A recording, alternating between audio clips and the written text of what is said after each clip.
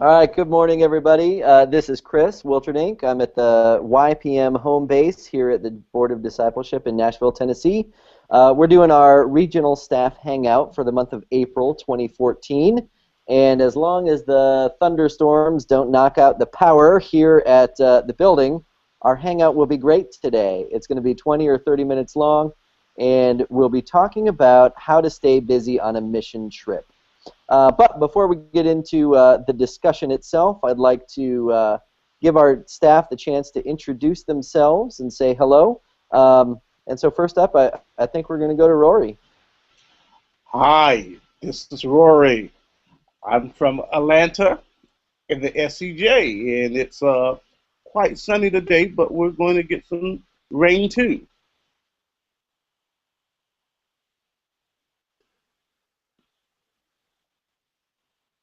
All right, Rory, thank you so much. We'll see if my internet connection is behaving or not. It looks a little slow. But Abby, are you still with us? I'm still here. Hi, everyone. I'm Abby Parker Herrera. I live in Austin, Texas, and I represent the South Central jurisdiction. What? It's super sunny here as well in the 90s, which is fabulous. So glad winter's over. And the way I stay busy on mission trips is by being in charge of them. That is a very easy way to stay busy. Those in charge of mission trips never have the problems that the rest of the folks do. Carl. Hey everybody, Carl Gladstone. I'm up here in the Motor City, and that's Detroit, Michigan. And I don't go on mission trips anymore because I started Motown Mission and host them instead. And I will be very thankful for your input today because I'm sure that you see the problems of staying busy on a mission experience from a whole different perspective than I do as somebody that just got to go and yell at people for not keeping my group busy enough. Kelly, how are you today? I'm great. I'm Kelly Peterson. I'm from California in the Western jurisdiction, actually coming to you today from sunny Nevada. We've had the whole gamut of weather this weekend. It was snowing on Friday, and it will be 80 degrees on Wednesday, so that is awesome. And I, too, no longer go on mission trips because I actually host a site that receives mission groups, so I help other people stay busy when they come to beautiful San Francisco on missions. And so hello from the Western jurisdiction. Awesome. Thanks so much. And I'm very excited to have Mary Haggard with us this morning. Mary is new to the Young People's Ministry staff team. Mary, this is your first Hangout, so welcome. We're so glad that you're with us. Yay! Yes, I'm Mary Haggard. I'm the new kid on the block, and at 42, it's fun to say that. Fun in the NHA, and yes, I still go on mission trips, and for a while went on 3 mission trips a year, 2 with my youth groups and 1 with my college ministry. So yeah, I think I'm over 20 now, and for my lifetime. So woohoo! Yay, mission trips! Absolutely. Mary, welcome again. And yeah, yay mission trips in a big way. I know that missions have become very much a cornerstone feature for a lot of different youth groups during the summertime, during spring breaks, during fall breaks. There's a lot of growth for alternative mission trips right now. And you know, people involve themselves in mission and service opportunities because they do want to feel useful. But they also want to have a spiritual component to the service that they're trying to provide and try to find a connection with other communities that they go to serve. One of the big challenges that our staff identified is that there's a sense sometimes that those mission groups you go to work with will underestimate the amount of work that a youth group or a college-age group can get done during the course of a week of mission trip. And so we're just kind of going to bat that around a little bit, whether that perception is true, and then also maybe some tips and tricks for trying to stay busy if you find yourself in a situation where you don't feel as though there's enough work. Carl, perhaps you could start us off on the organizer side. Have you had that experience where you've had groups come in and don't feel like they have enough work up front? Well, yeah, I think that what we're starting with is an assumption that people are connecting with a host organization that is then sending them to these work projects. I think the reality is that there are some youth group leaders out there that try to do the work planning themselves, and if that's one of your skills and talents, that's great. But I think a great first step for having any work to do and having a full week is to partner with some of our pros out there. At umyouthmissions.org, we got a big list of United Methodist related mission destinations, and if you're starting from scratch, seek out some of those partners, because they are in the business of putting people to work over the course of a given week.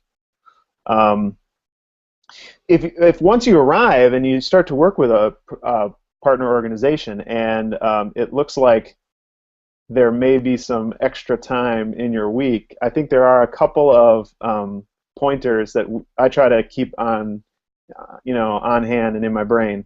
The first is that this is a mission experience for your youth group, and the biggest mistake that I see leaders doing is that they think the most important thing of a given day on your mission trip is efficient work. I always say being efficient is not really your friend, and nor is it necessarily the point of this week of mission work. So if you're a leader who, because your kids don't know how to do something quick enough, is doing all the work for them, you may be eating up, you might not be letting them explore the mission experience, taking the time that they need, and therefore you may be causing the problem because you're too worried about efficiency. So I guess I'd just start there and be asking those questions about yourself as a leader. Are you giving people the time to learn how to do the project and to really get comfortable with it? I think that's a good first step.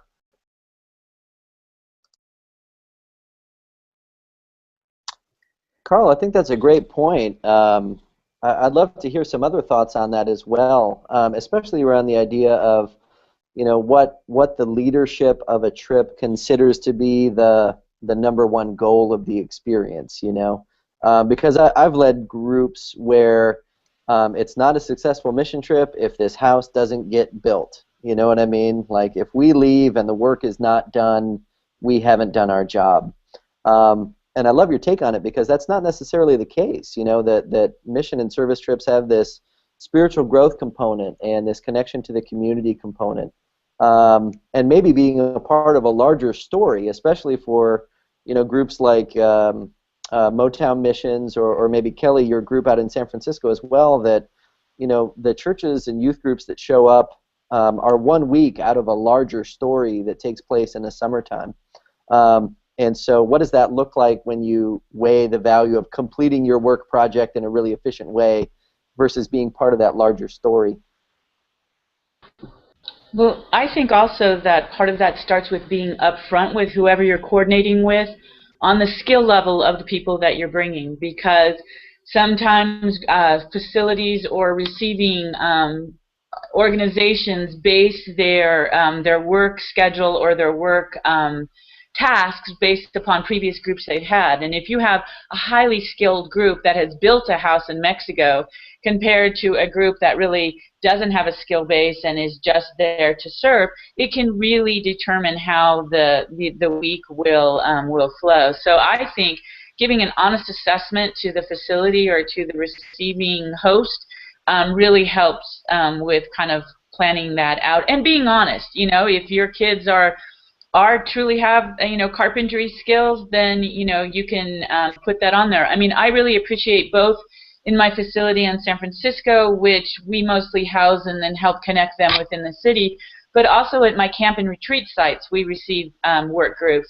And I really appreciate, I just had a church donate all the material for a new roof, but they said we are not skilled to do a roofing project. So if you can find a youth group or a VIM group that can come in and do this roofing project, we will pay for the materials. So that honesty and communication, I think, is key to getting the right fit for the right mission project from the get-go.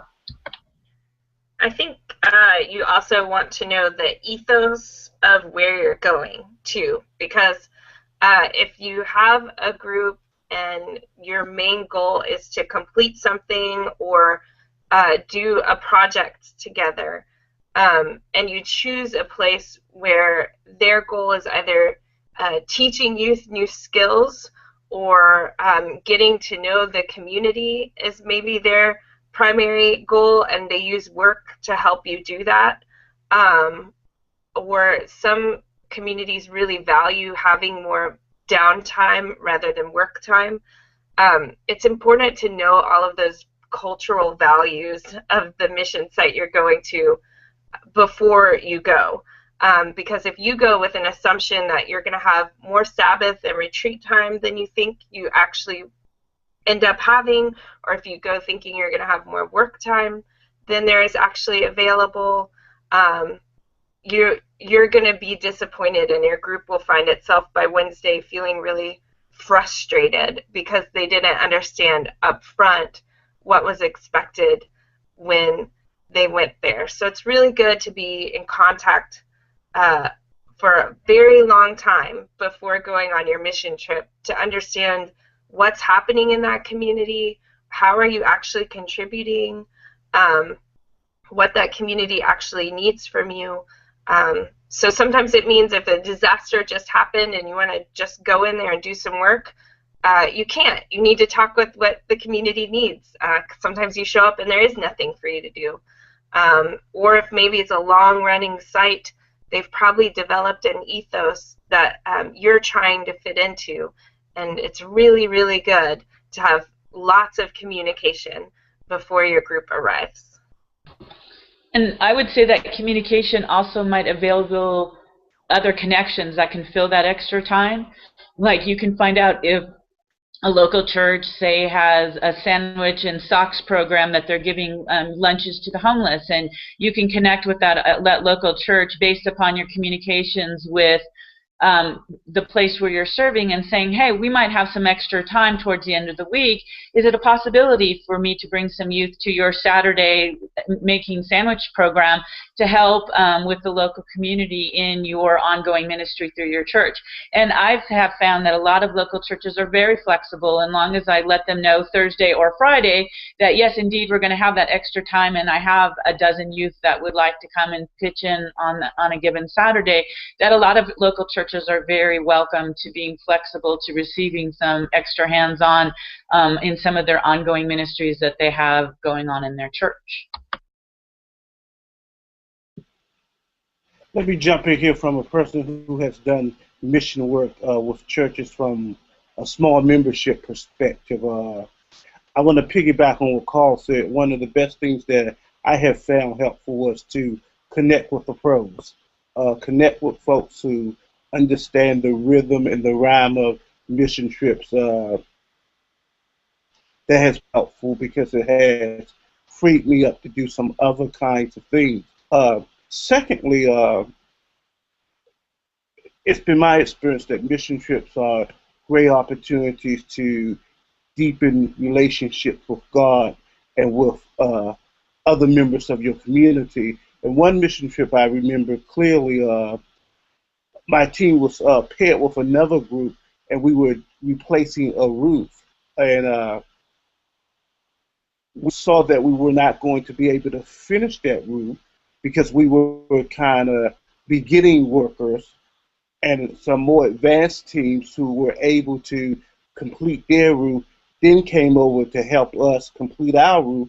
And that was great because it, again, illustrated the way the body of Christ works, how a beginning team can be supported by an advanced team at achieving this one big goal. And so that was very helpful for my youth group at that particular time, because they understood that they were not out here alone and that they were part of a larger effort, a larger movement to do something good. So working in small membership environments has always been helpful to connect with the pros and to partner. And so that's one way to making sure that you have a mission trip with enough work and also you achieve some level of success. To chime in, I guess I'm hearing a lot of great stuff, which is I'm very thankful for, and I do think communication is very key. I guess I've had several situations where even with all that communication, the group that I brought somehow surprised the host ministry of how much we were able to accomplish, which I am proud of, but at the same time, it has come up on multiple occasions. For me, I guess in some regards, the frustration can be about stewardship, and I understand what Carl was saying about the whole efficiency thing, but at the same time, in some regards, I wonder how much, or I think some of this is a stewardship issue in terms of utilizing people's and valuing people's time, and how much fundraising went in to go on this trip from their church. For some of the youth that had people donate $300 or whatever for them to go on this trip, want to feel like they've had a positive impact on the community because their church paid for them to do this and to serve. And I also like what Abby said about the ethos of where you're going, and I think, and I do totally concur on that, and it's vital to make sure the youth or young adults understand where they're going, if you're the leader.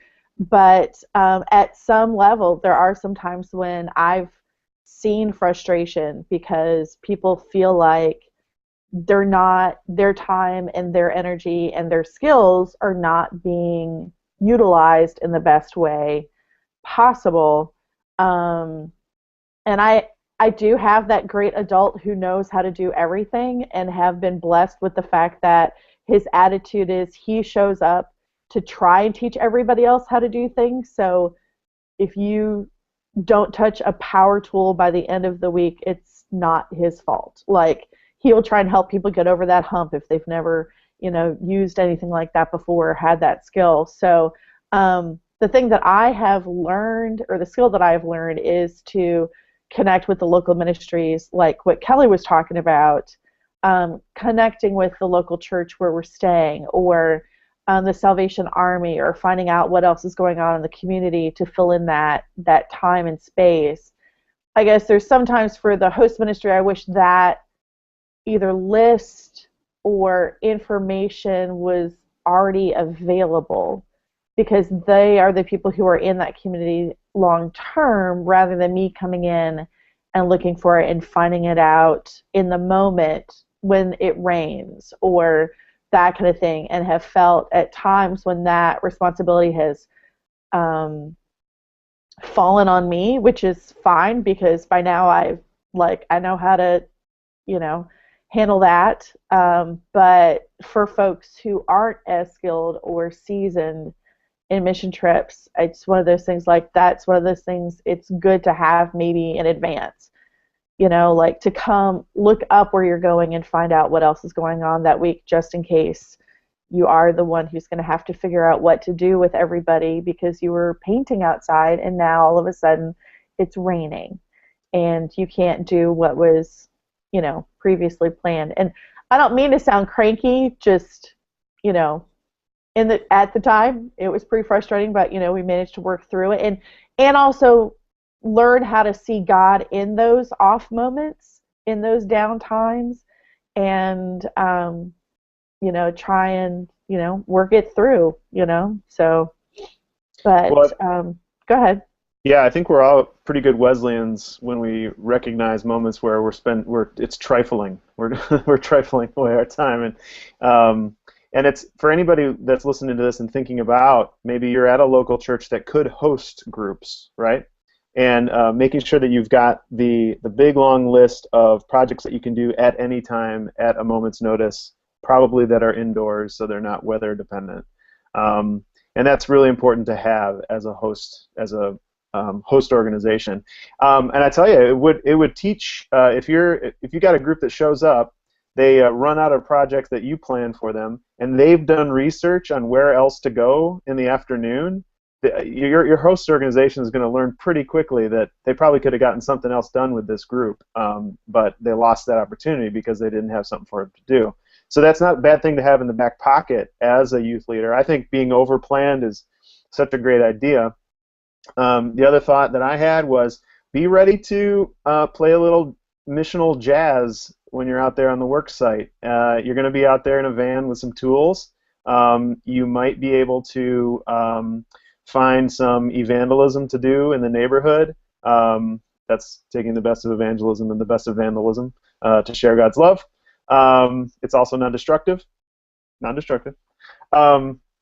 But you might be able to find a project in the neighborhood. If you're clearing one lot and you could spend the last hour clearing the next lot over because you talked to the neighbor that owns it or something, then stay in communication with the organization you're working with, but play a little jazz.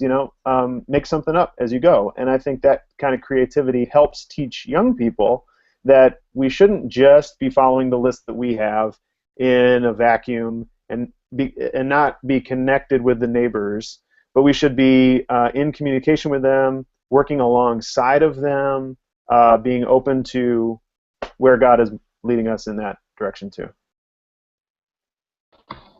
On a more neighborhood cultural note too, I've also called churches on days that either we had downtime or we couldn't do the project and asked if there was somebody who would like to give us a tour of the city. And I had an amazing experience with my urban camp group of taking a tour of San Francisco through the Tenderloin. I was able to hook up with somebody from Glide, and we had done our work at Glide, and our next project was supposed to be in the outside, and it couldn't work out anyway. And they took us for a wonderful walking tour and had great amount of insight to the neighborhood that we were serving that day. And it was just a phone call saying, we've got this opportunity. Is there someone who'd like to share the history and the ministry that has gone on in this area over the years? And they were more than welcome.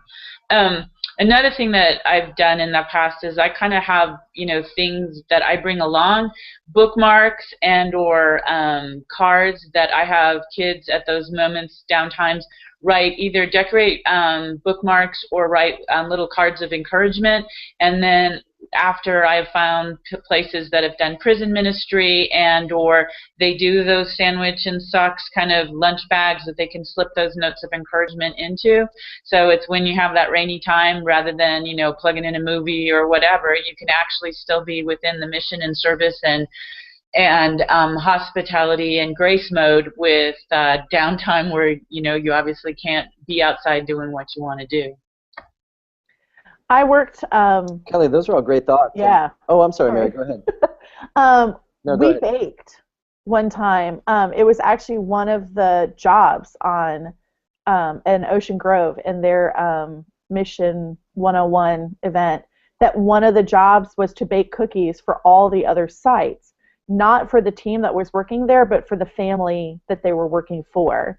And some had to be sugar-free, which is fine, but that's one of the things that if I've had downtime since then and bought a ton of brownie mix and had everybody bake and gave it to the UMVIM folks for when somebody goes in later to do that introductory house visit, to take cards, but also here's a plate of brownies because we don't just care about your house, we care about you, which I thought was a great attitude to have about that. So yeah, I like the cards. Go baking.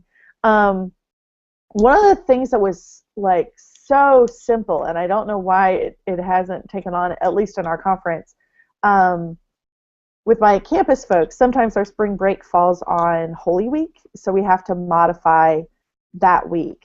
And basically we called it a mission tour of the conference, and found area churches in our conference and went to a different church each day. So travel was a little bit of a mess, or a little hectic, but went to a different church each day and basically asked, kind of Carl and Kelly, what you're talking about, that list of, every church has that list of things that if somebody could just give a day, could do. And we went around and, and also, nothing like having the men's gospel choir rehearsing while you're, like painting in a hallway to get your spirit fed. So it was an amazing thing for the students to see that there's a lot of need right in our own backyard. And in some ways, easy fixes, but like an easy small fix in terms of one day, but the impact it had on that church. And it was easy, and all we asked was if they would let us sleep at the church and feed us.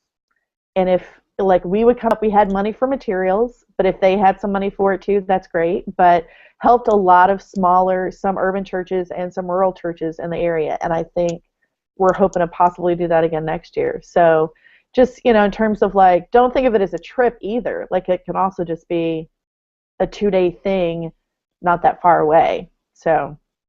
Well, Mary, too, we're thinking in a pretty similar line, I think, because one of the things I always could do with my groups was pay some attention to the host facility. If you are partnered up with somebody through, like, Youth Missions, you've got a place where you're staying. And if your work projects out in the neighborhood are going slow, there's always going to be something to do around that rec center or that church or, whatever building is hosting you. Spend a day, cleaning carpets or washing walls or landscaping and cleaning up trash around the outside of a place. There's a tremendous amount of work that you could do at the place that you're staying that not only is good work and keeps you busy, but then I think kind of goes towards building that relationship with that host site and helping out that larger partner organization as well. Because if you do some good work around that host site, that church will go back to whoever you got connected with through Youth Missions and say, hey, that was really awesome that these groups, kind of went above and beyond to clean the church and to keep it in, better repair than they found it, which I think is another really, really great option. I know that we've been talking for, oh, sorry, Kelly. Sorry, I'm sorry. I know a group that whenever they stay at a church, they bring supplies, diapers, things like that for the child care center, and then they always offer to wash all the toys and sterilize all the toys that are there. So they bring in baby wipes and diapers and all those, and snacks and all those supplies that are always needed at the child care center, and then they make a point of spending an afternoon sterilizing and cleaning the child care center, because that's often an area that isn't, always attended to on a. They try, but it's really, really welcomed and really cherished that they would think to even do that upon arriving. Yeah, that's awesome. That's an awesome idea. That's an awesome idea. We've talked a lot about some different ideas to be able to keep up with, and I want to make sure that people know that there's a couple of resources that are out there as well, because so much of our conversation this morning did talk about preparation before the trip happens. As being key to keeping your group busy and also keeping your relationship good with your host site. And we're actually going to be able to feature one of these as a free downloadable. It's currently available on Youth Missions, but we'll put a couple of links to it on our own website, globalyoungpeople.org. And Carl, you might be the best person to talk about this free download a little bit. Yeah, am I on? Okay. I'll keep going.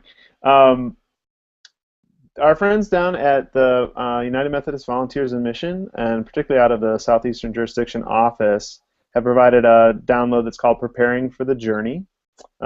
It's a great way to focus your team in on all of those questions about ethos and how do we understand this grace that we are going to participate in through our mission trip. It puts things into context with a bunch of great scriptures. It has conversation guides to it as well. I think what this does is it sets the stage so that on Monday or Tuesday morning, when a project is, going kaflooey, you've got a base that you can start from. I mean, remember when we talked about extravagant grace, and what would that look like in this moment when we're being kind of frustrated by the details of the day? I think that's the strongest part about this preparation curriculum. So I'd encourage people to download it, take a look at some of the sections, and maybe do that with your group before you go. It can't hurt, and if anything, it gets us more in tune with the biblical call to mission in the world.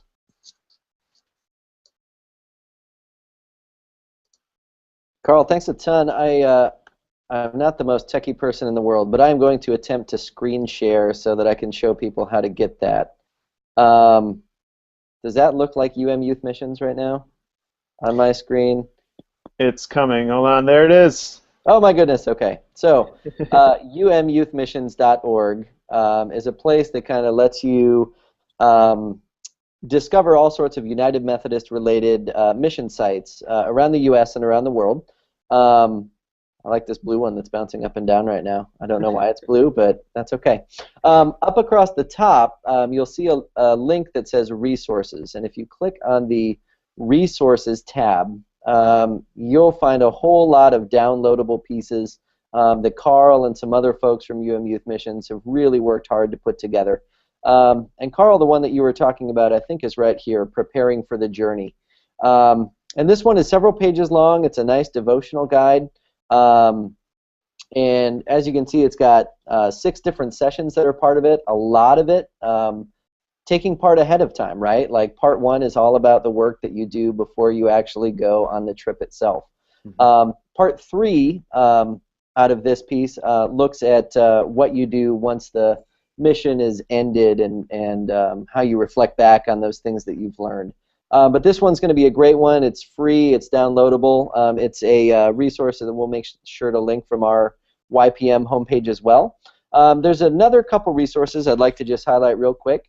One of them is a very recent partnership between Discipleship Resources, United Methodist Volunteers in Mission, and Global Ministries. And it is called A Mission Journey, a Handbook for Volunteers. And I know that the youth leaders out there, you are not going to buy one of each of these for every youth that goes on your trip. But I do think it would be worth leaders of trips being able to check out this resource, give a little bit of reading. It's got some nice activities around understanding different cultural identities, how to help know where you are in your own faith so that people know that you're Christian by your love and the way that you work, as well as a couple of questions for discussion and team activities that leaders can look at. So A Mission Journey, a Handbook for Volunteers is a great little one. And then also, I'm not sure if it's listed on Youth Missions yet or not, but there is another item that's available for purchase that came out of our office called Re-Entry. And it is a journaling resource for youth and young adults to keep track of those things that they learned on their mission experience and figure out ways to not lose touch with everything that they experienced during that week. I think something that all of us on the Hangout today have in common is that we've done mission experiences, and they can feel like real spiritual highs. And then you go back home, and you get back in your own routine and back into your groove. And you sort of miss that experience, or maybe it wasn't as transformative as you wanted it to be. And something like Re-Entry or those kind of post-trip conversations can be really helpful as well. I don't want to end us too early, but are there other thoughts that we just need to be able to put out there about keeping your group busy on a mission trip before we... Oh, Carl, go ahead. Yeah, for any of our churches, youth groups that are thinking about becoming a hosting organization that you might welcome people to your neighborhood to help them go on mission trips, you might look at the Reframe Association. There's a lot of great United Methodist connected organizations already there. It's an association of people that lead and host mission teams, particularly around the work of home repair.